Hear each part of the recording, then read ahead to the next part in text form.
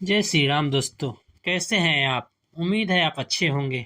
दोस्तों, पिछली कहानी में मैंने सुनाया था आपको राम भरत मिलाप के बारे में। उसके आगे की कहानी आज मैं आपको सुनाने जा रहा हूँ।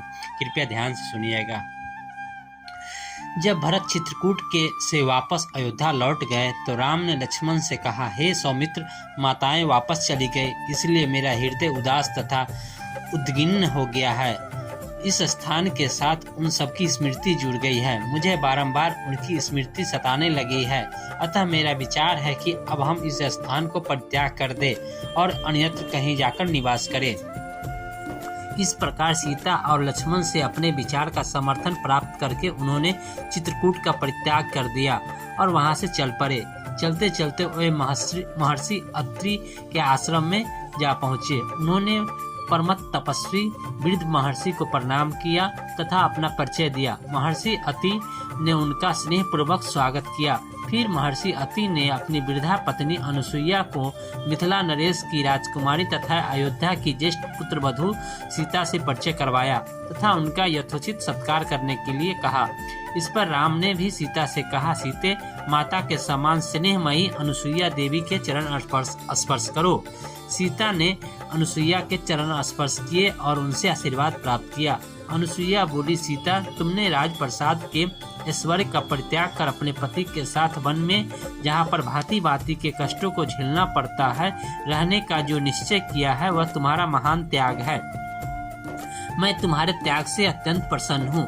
तुमने तीनों लोकों में नारी की पतिव्रत धर्म की महिमा को महिमा मंडित कर दिया है। हे सुभगे, जो अपने पति के गुण अवगुणों का विचार किए बिना उसे ईश्वर के समान सम्मान देती है और प्रत्येक दुख सुख में उसका अनुसरण करती है, उस स्त्री को चरणों पर स्वर्ग स्वयं न्यौछावर हो जाता है।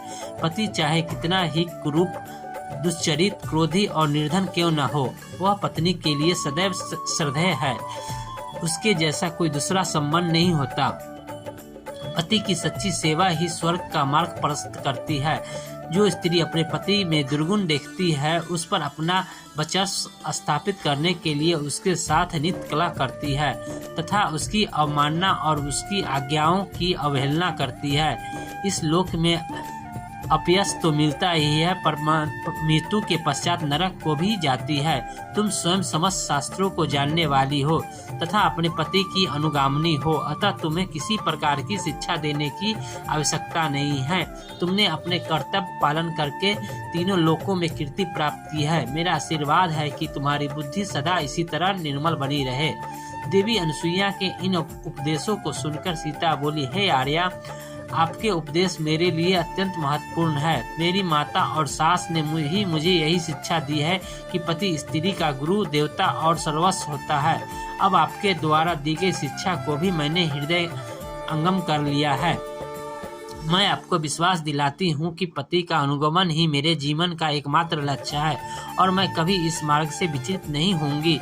सीता के वचनों को सुनकर अनुसुईया ने कहा, पुत्री, मैं तुझसे बहुत प्रसन्न हूँ। अपनी इच्छा अनुसार कोई वर मांग।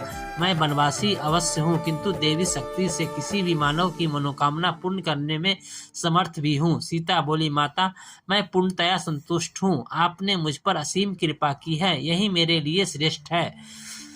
इस पर प्रसन्न होकर अनुसुईया ने कहा, हे जानकी, तुम सदा सौभाग्यवती रहो। यद्यपि तुमने कुछ भी नहीं मांगा, तथापि मैं तुम्हें यह दिव्य माला देती हूँ। इस माला के फूल कभी नहीं कुमलाएंगे।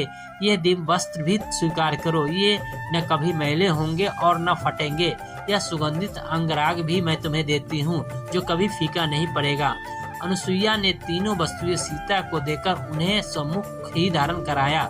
उनके चरणों में सिर नवाकर सीता ने रामचंद्र के पास गई और उन्हें माता अनुसुईया के दिए उपहार दिखाए। संध्या को सबने एक साथ बैठकर संध्योपासना की। तत्पश्चात अनुसुईया सीता को चंद्र की शुभ ज्योति युक्त रात्रि में वन की शोभा दिखाने के लिए ले गई। फिर आध्यात्मिक चर्चाएं हुई। अंत में सभी ने मुनि के आश्रम में निवास किया।